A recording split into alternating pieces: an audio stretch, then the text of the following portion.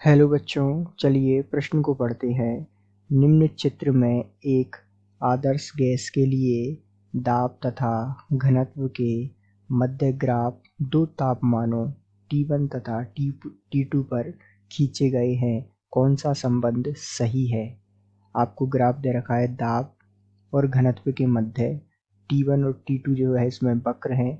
हमें और विकल्प दिए हुए हैं। विकल्प ए है T1 ग्रेटर देन T2, विकल्प बी है T1 इक्वल टू T2, विकल्प सी है T1 लेस देन T2 और विकल्प डी है इनमें से कोई नहीं।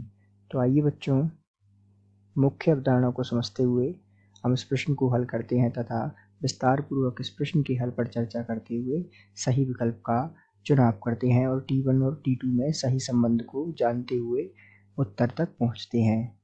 तो सामान्य रूप से जैसा कि हम जानते हैं कि स्थिर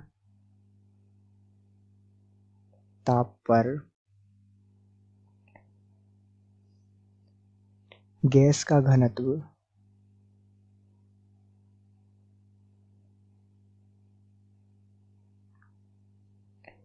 उसके दाब के समानुपाती होता है।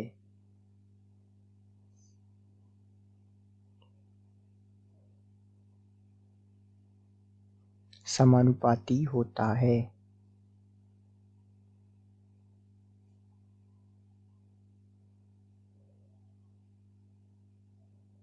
अर्थात इस बात को हम और बराबर nRT समीकरण की मदद से, जहां n मोल बराबर होते हैं ग्राम में मात्रा बटे अणुभार, तो इस मान को हम यहाँ रखेंगे तो Pb बराबर हो जाएगा W बटे m इंटू RT।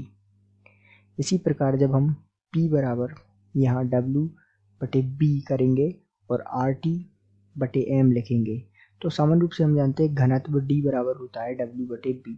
तो हम W बटे B की जगह क्या रख देंगे? घनत्व। अर्थात किस प्रकार इसका होगा? तो हम रखेंगे P बराबर D बटे M इंटू RT। यहाँ तक हमने जो है स्पष्ट रूप से समझा।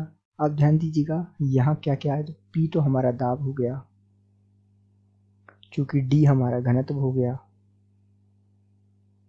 M हमारा यहाँ पर जो है अणुभार है और इसी प्रकार T हमारा यहाँ ताप है। तो इन सब बातों को हमने जान लिया। अब ध्यान दीजिएगा यहाँ पर हमें क्या देख रहा है कि ताप यदि स्थिर हो, स्थिर ताप पर हमने जाना यहाँ जो है P समानुपाती है D, अर्थात जो दाब है वो समानुपाती है किसके? घनत्व के। इसका मतलब जैसे जैसे दाब बढ़ेगा घनत्व का मान बढ़ता जाएगा। यहाँ से ये संबंध हमने देखा। इसका मतलब क्या होगा कि जैसे जैसे अर्थात दाब समानुपाती किसके है? घनत्व के।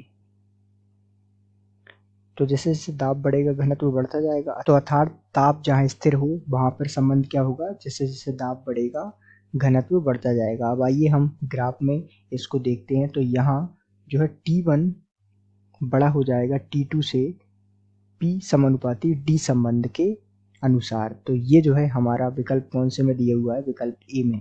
तो अर्थात हम कह सकते हैं कि दिए गए प्रश्न का सही उत्तर विकल्प ए है। आशा करते हैं आपको समझ आया होगा। धन्यवाद।